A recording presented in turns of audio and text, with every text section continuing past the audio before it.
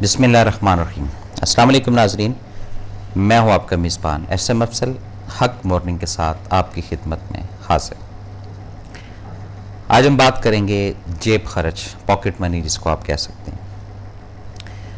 जेब खर्च क्या चीज़ है, जेब खर्च से आसानियाँ क्या हैं और जेब खर्च से नुकसानात क्या हैं, इस पर थोड़ी सी आज बात करने की कोशिश करेंगे। और जो अफराद जेब खर्च से तंग हैं उसकी भी वजह क्या है। जो अफराद जेब खर्च नहीं देते होने के बावजूद अपनी ज़ोजा को या अपने जो निचला तबका है उसको, उसके क्या नुकसान आता है, इस सब चीज़ें आज खोलने की कोशिश करेंगे। हो सकता है इससे कुछ इंसानियत की इस्लाह, मेरी इस्लाह शायद हो सके। नाज़रीन, जेब खर्च पहले तो अपने जहन में रखिएगा कि उस एक पॉजिटिव इक़दाम का नाम है, उस एक पॉजिटिव एनर्जी का नाम है जो जब आप अपनी जेब से किसी को अदा करते हैं। अब आपने देखना है कि सामने रिश्ता क्या है, वालिद है, वालदा है, बहन है, भाई है, और आप इस कंडीशन में या आप इस हालत में हैं कि आप उनको जेब खर्च देते हैं और रब ने आपको तौफीक दी हुई है कि आप उनको दे सकें। ये एक अजीब सा मान, एक अजीब सा एक कैफियत का नाम है जेब खर्च का। अब मोस्टली घरों के अंदर जो लड़ाइयाँ या तनाज़े बनते हैं उसकी भी वजह ये मेजर फैक्टर है कि मर्द हजरात, कई हमारे भाई हजरात, वो जेब खर्च के मामले में हाथ उनका थोड़ा ज़रा तंगी होता है और अवॉइड करते हैं कि जेब खर्च ना ही दिया जाए अपनी ज़ोजा को, यानी बीवी को जेब खर्च ना दिया जाए। अच्छा, कुछ हमारे भाई इतने चालाक हैं, वो जेब खर्च का नाम लेकर घर का खर्च उनको दे देते हैं और ये कहते हैं कि सब कुछ तुम्हारा ही है, तुम जिस तरीके से इसको खर्च करना चाहो। और वो हमारी जो बहनें हैं वो इस अंदाज से इसी जुमलों से बड़ी खुश हो जाती हैं कि सब कुछ तो मेरे हाथ में आता है, मेरे हाथ में पैसे लाकर रख दिए जाते हैं और जनाब ऑल इन ऑल मैं ही हूँ। लेकिन एंड ऑफ द मंथ या एंड ऑफ द ईयर या एंड ऑफ द जो भी उसकी वो हिसाब किताब है, उसमें जब वो हिसाब करती है तो वो बेचारी को समझ नहीं आती कि जेब खर्च कौन सी थी और घर का खर्च कौन सा था। पहले तो इसकी तफरीक करना बहुत ज़रूरी है कि जेब खर्च उसकी ज़ात की खर्ची के ऊपर है, जो सिर्फ और सिर्फ उसकी ज़ात का अपना एक पर्सनल जेब खर्च है। उसमें उसकी कोई शेयरिंग नहीं है कि जी वो बच्चों की ये चीज़ ले आए या घर का सौदा सलफ ले आए, ये एक अलग मेथड है। यहाँ पर जो जेब खर्च का कॉन्सेप्ट बना हुआ है वो घर के खर्चे को 90%, मेरी ऑब्जर्वेशन है, हो सकता है गलत, हो सकता है आप इत्तफाक करें, मर्द हजरात यही कहते हैं कि जनाब ये जेब खर्च है तुम्हारा, और असल में वो घर का खर्च होता है। उसी के अंदर बिल भी उसने जमा कराना है, बच्चों की फ़ीस का भी करना, और भी 3600 बखेड़े, कोई मेहमानदारी भी, कोई लेन देन भी, कोई शादी ब्याह भी, जो भी तकरीबात हैं वो सब उसी के मद में आ जाती। अब एक पर्सनली जेब खर्च होता है जो ज़ात के ऊपर खर्च होता है, वो देखना है कि कितने अफराद देते हैं इसको, कितने नहीं देते। अच्छा, कुछ अफराद ऐसे हैं कि जो सिर्फ और सिर्फ जेब खर्च एक मखसूस कर देते हैं कि जी 1960 में भी वही जेब खर्च था, आज भी वही जेब खर्च है। अब उनको नहीं पता कि जी पेट्रोल भी महंगा हो गया, ये भी महंगा हो गया, वो भी महंगा हो गया, वो कह रहे नहीं घर में ही हैं तो पैसे, कोई ऐसा मसला नहीं।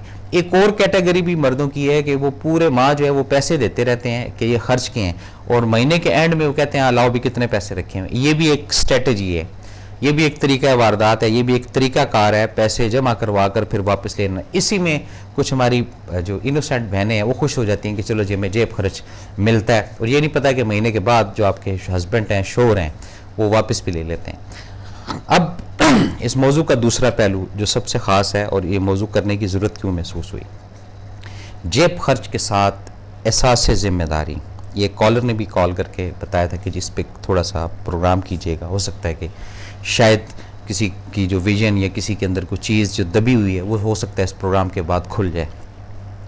बाज़ दफ़ा ये होता है कि स्पेंड कर दिया जाता है पैसे को, या सेंड कर दिया जाए पैसे को कि जी बस पैसे आपको दे दिए, जी ये आपकी जेब खर्च है, ये आपके घर का खर्च है।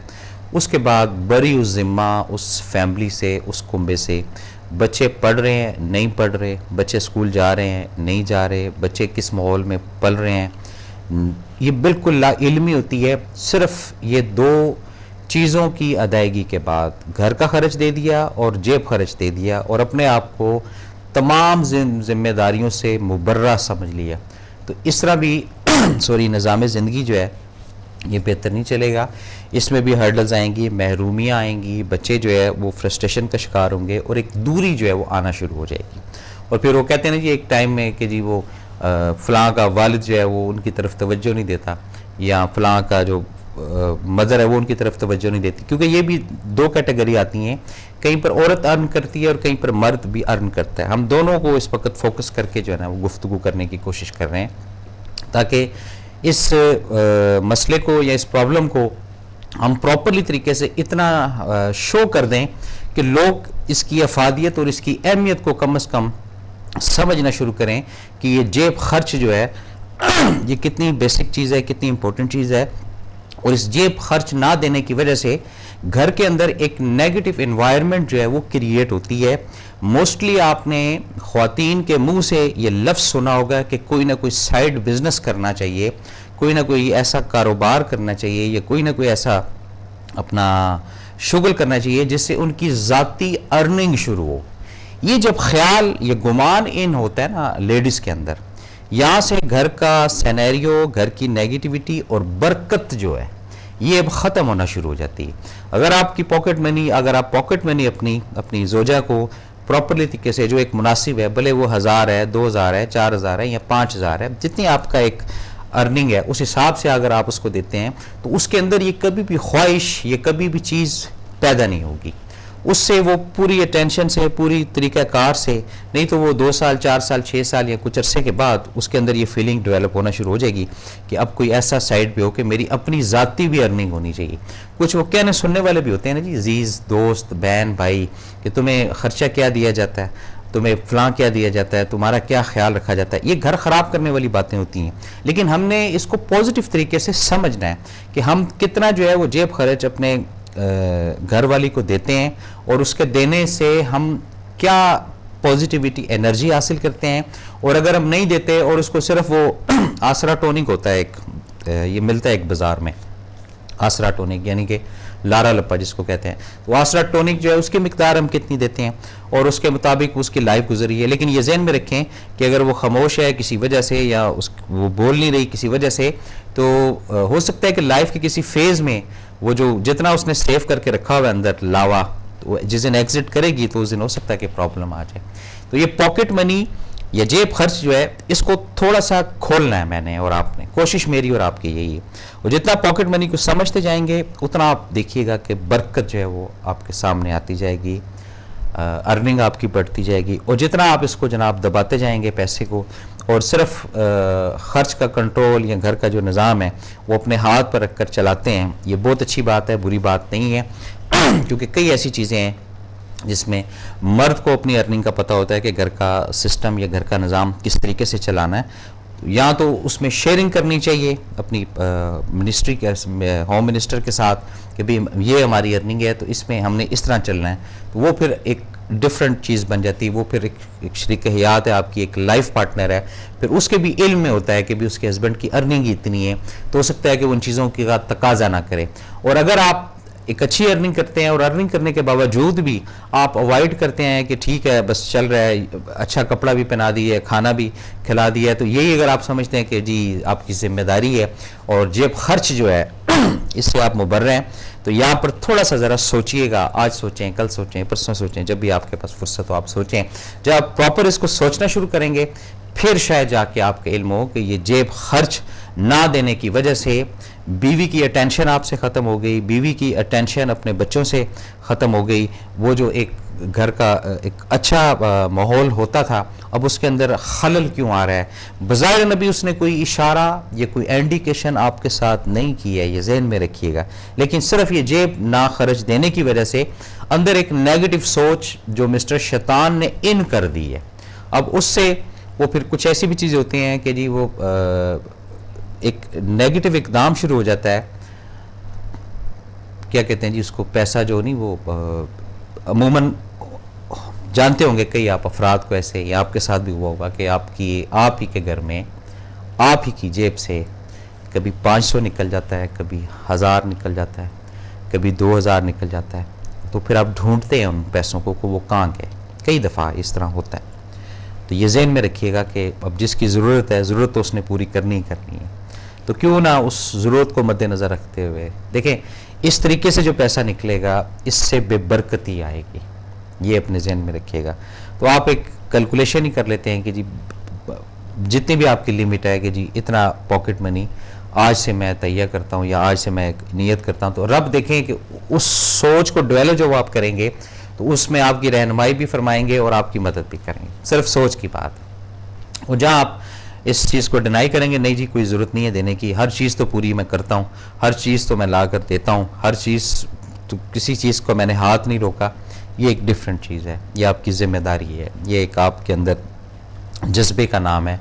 ये अगर आप कर रहे हैं तो कोई एहसान नहीं कर रहे हैं।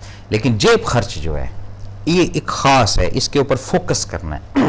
हो सकता है इस प्रोग्राम के बाद कई मेरे भाई जो है वो मुझसे खफा हों कि जी एक नई लत डाल रहे हैं, ये एक नया जो है वो ख़वातीन को जो है वो हौसला दे रहे हैं। ऐसी बात नहीं है, ये एक रियलिटी की बात है और ये ऑथेंटिक बात है, एनर्जेटिक बात है। और अगर इसकी रवायत के अंदर आप जान कर देखें तो प्रॉपरली जेब खर्च जो था ये बुज़ुर्गों से रवायत है कि ये दिया जाता था, इसकी एक हिस्ट्री है। इत्तफाक करना ना करना, मानना ना मानना, ये आपके ऊपर छोड़ा जाता है हमेशा हर प्रोग्राम में, क्योंकि ये प्रोग्राम कोई मेरी लफ्ज़ या मेरी बात को हरफ आखिर नहीं है, ये गुफ्तगू है रोज़मर्रा की, ऑब्जर्वेशन है एक रोज़मर्रा का। उसके अंदर जो चीज़ें जो विजन में आती हैं, जो चीज़ें क्लिक की जाती हैं, जो चीज़ें पिक की जाती हैं, वो आपके सामने एज इट इज़ पेश कर देते हैं। बाकी फ़ैसला सोचना आपका काम होता है। अब इसका तीसरा पहलू जेब खर्च का, ये बड़ा ख़ास पहलू है जी। इसको तो अगर आप प्रॉपरली समझ लेंगे ना, खुदा शायद है कि कई मसाइल आपके हल होना शुरू हो जाएंगे। जेब खर्च देने से आपके अंदर क्या फीलिंग होती है, ये पहले एक सोचना, एक एहसास, एक अजीब सरूर सी कैफियत। आपने किसी को दिया, किसी क्या आप नहीं है, आपके साथ उसका राब्ता, आपके साथ उसका मामला, आपके घर में उसका रहना, आपके बच्चों का उसका ख्याल रखना, ये सब चीज़ें काउंट की जाती है ना, और तो कुछ भी नहीं किया जाता है। उसके बाद जब एनर्जी के साथ, दिल से, नेक नीयती से पॉकेट मनी आप देना शुरू करते हैं, खुदा शायद है वक्त के साथ साथ लोग इस चीज़ को शायद समझेंगे, रब की तरफ से दरवाजे खुलना शुरू हो जाते हैं। और जब इंसान हालात के तहत, मामलात के तहत अपने आप को रोक कर रखता है, और जब रब वसाइल भी देता है और उस वक्त भी वो उसी चाल पे चलना शुरू हो जाता है कि नहीं कोई ज़रूरत नहीं देने की, बस ठीक है चल रहा है, हर चीज़ चल रही है, यहाँ से भी निज़ाम ज़िंदगी ख़राब होती है। यहाँ पे हमारे एक और भी एक बीमारी है। बीमारी ये है कि अगर कोई बच्ची किसी लो घर से आई है तो उसको बार बार जितलाया जाता है, बार बार उसके ऊपर एहसान किया जाता है कि तुम्हारे घर में तो ये चीज़ नहीं थी तो मेरे घर में ये चीज़। ये सब चीज़ें जेब खर्च से रिलेटेड है, ये जहन में रखिएगा। ये बात को किसी और तरफ नहीं लेके जा रहा हूँ, ये एक हकीकत है, वो आपके सामने कोशिश कर रहा हूँ कि आप उसको समझें और उसको पिक करें कि ये क्या है। जब जेब खर्च, पॉकेट मनी को आप समझ लेंगे, उस वक्त आप देखिएगा कि ज़िंदगी के अंदर खुशियाँ जो है वो कितनी करीब थी, लेकिन इस एरर की वजह से, इस रुकावट की वजह से, इस कंजूसी की वजह से आपने उन खुशियों को दूर रखा। ये छोटी छोटी चीज़ें हैं, ये छोटे छोटे पॉइंट हैं, छोटे छोटे नकात होते हैं जो इंसानियत की इस्लाह के लिए बहुत और अशद ज़रूरी है। बाकी आपकी खुशी है, आपका मन है, आपकी मर्ज़ी है। अब हम जेब खर्च को किसी और अंदाज से भी बताते हैं। अब एक शख्स की अर्निंग ही नहीं है, एक शख्स की अर्निंग ही इतनी है कि जिससे उसका घर का निज़ाम चलता है, वो पॉकेट मनी नहीं दे सकता। ये ज़रा बात को समझिएगा। यहाँ पर कुछ सवालात कर रहे होंगे लोग ऐसे, या ज़हन के अंदर सोच रहे होंगे कि जी हमारे पास तो एक्स्ट्रा वसाइल नहीं होते, हमारा तो गैस का बिल प्रॉपर तरीके से पूरा हो जाए, बिजली का बिल पूरा हो जाए,